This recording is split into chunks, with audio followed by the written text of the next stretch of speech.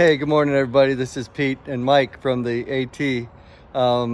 As you can see, this is day 103, and Mike's back on trail for the first time in 3 weeks. 3 weeks. Yeah, first time in 3 weeks. So Almost a month. yeah, we're right on the New Jersey Pennsylvania line. We're just about ready to go into New Jersey.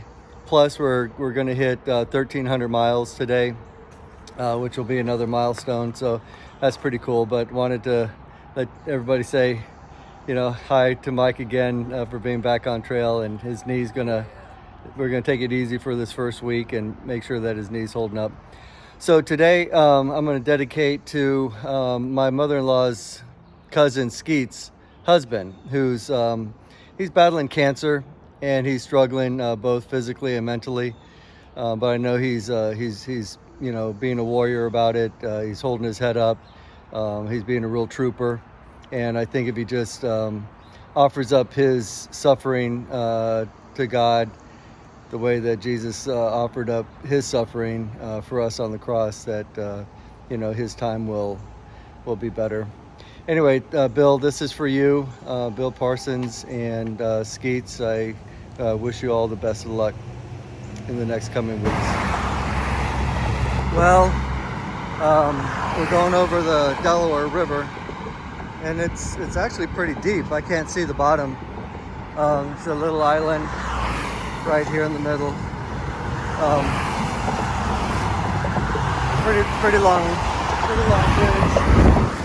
And you can tell we're coming into New Jersey because of the toll road. Kind of loud, so I'll put this thing away for right now. Dividing line? This is our dividing line. Let's see, where does it say? Mount Katahdin that way, 895 miles. Mike's excited about being on the trail. First water break. There's my favorite tree roots right here. Roots and rocks. And here's the rock to trip me up. Oh, I love it. He's excited. Hey, Bill, just want to let you know I'm just now going to start my rosary dedicated to you. First 2 miles of the hike were paralleling Route 80, and it was just too noisy with all the truck traffic. So I'm going to start my rosary to you. I'll be thinking about you, and I know you're going to be a trooper. I know you hold your head up high, be strong like a warrior that you are. And this morning rosary and the entire day will be dedicated to you and your struggle and battle with cancer.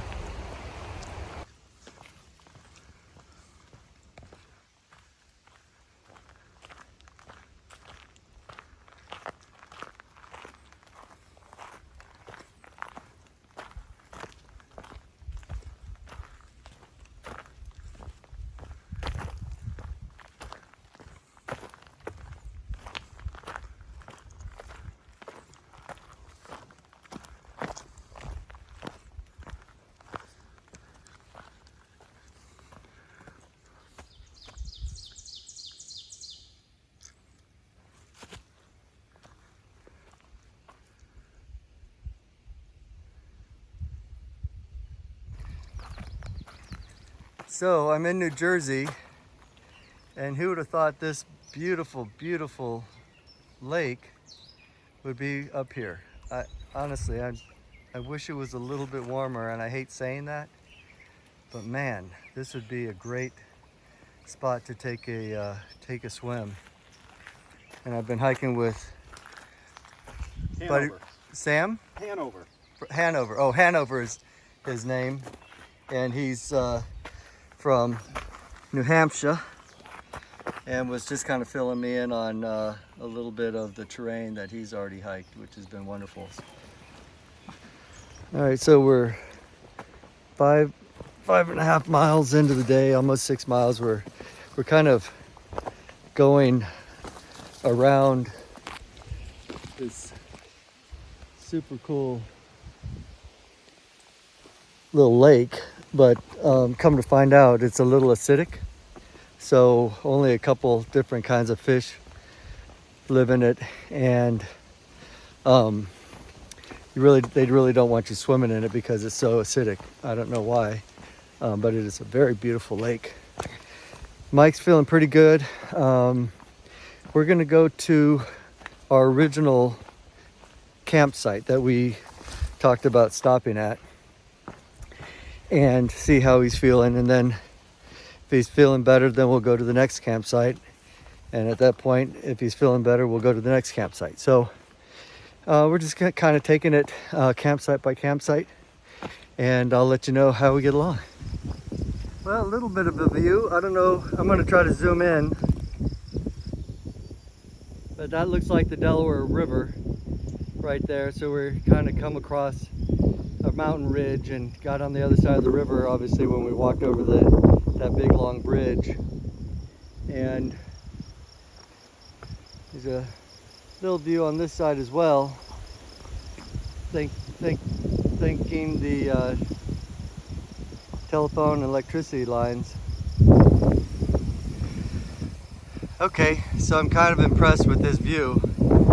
It's almost 360 degrees. And man, it is really, really incredible how far I can see. I want to zoom in on this one little spot here because it's interesting. There are 3 rectangular ponds down there. I wonder if they're growing anything, but they're obviously man-made.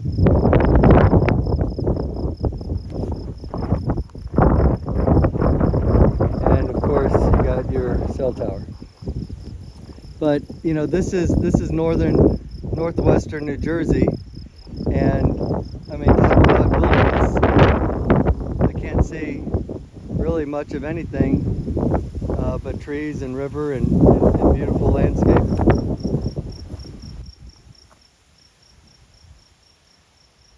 She's just right there. She sees me. She's kind of sometimes walks a little closer to me, sometimes walks a little bit farther away. Come on. That was pretty terrible.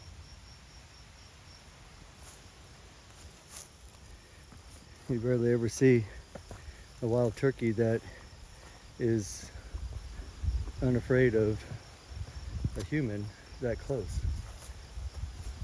But she just doesn't seem to be perturbed at all.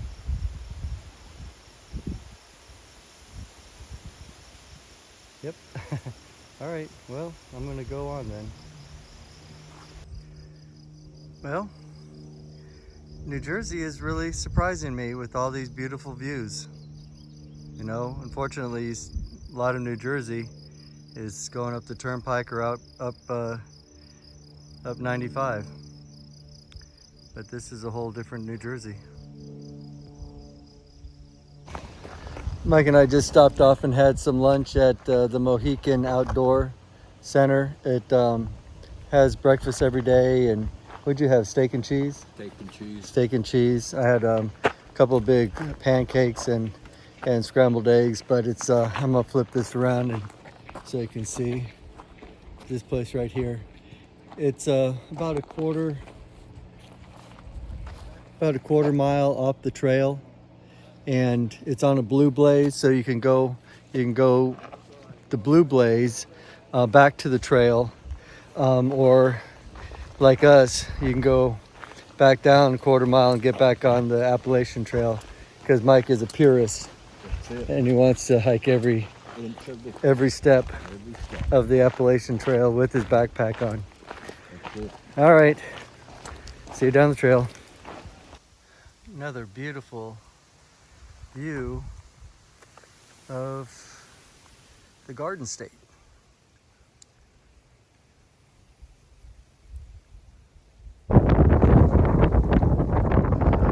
Okay, Mom, better close your eyes for just a little bit.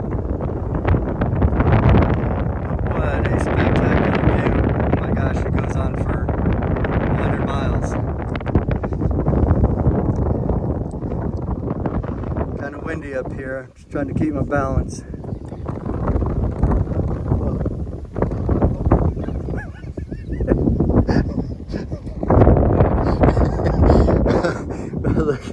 look how far we can see. Wow. So New York is that way.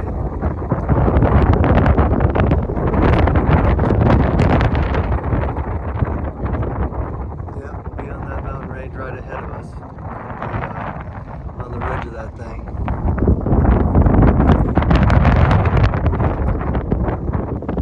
And that would be, past that would be the ocean.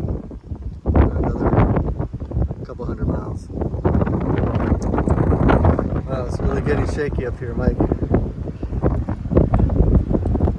don't like it. Alright. I'm going down. Whoa, if I can. Oh, I better put this thing down. Alright, I'm at Rattlesnake Spring, and you can see it right in there. And I'm drinking as much as I can right now because we have another 4 miles to the campsite, which there's no water between here and the campsite. And then we have another 5 miles before we get to the first water supply tomorrow morning.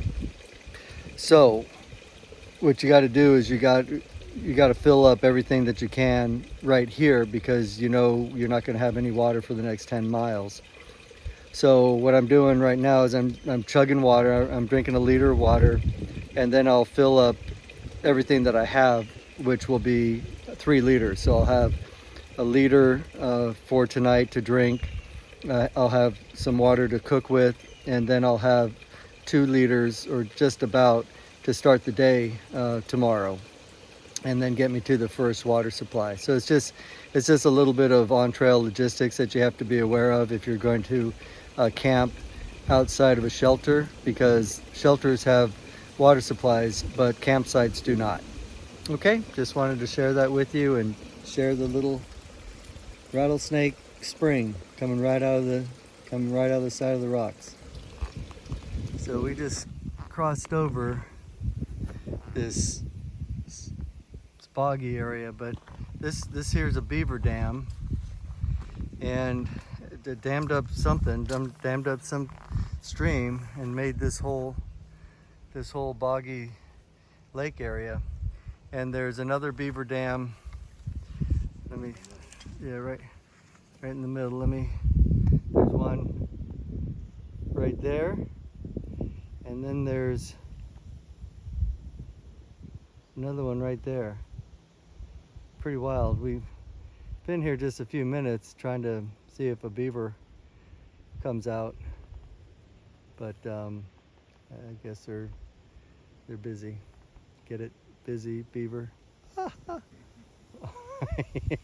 right, enough of that. So here's a little bit of what the beavers do. You think a beaver did that? Oh, absolutely, yeah. Look at that. Beaver chewed it down. This one great big tree. Yep, and what he did is he made it so that it would fall in the water, right, so that they could get it. See, it's right into the water. They've already eaten off the top. These guys are super clever. Yeah. I bet there's more. I bet there's more of them. Daniel Boone. Yeah. Yep, here's another one. There's 3 more, Mike. This guy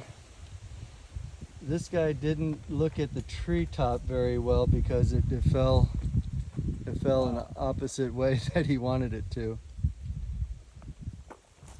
And then you got this one. This one's just about ready, and it's gonna go. He picked the This one's definitely gonna fall in the water. This guy's really eager for this one to fall. Get it? Well, we're at our campsite, and This is not something you see every day at camp. It's a pretty important piece of gear that somebody forgot.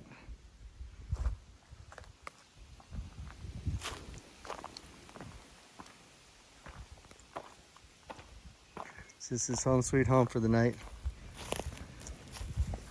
Hey everybody, this is Pete, just closing up day 103. It was a really good day. The weather for the 1st of July was awesome. Had a cool breeze. It wasn't that hot. His first day on the trail with Mike, and we decided we were going to do like 13 miles. But then through the day, we just kind of checked in and wanted to just make sure that his knee was feeling good. It was feeling great.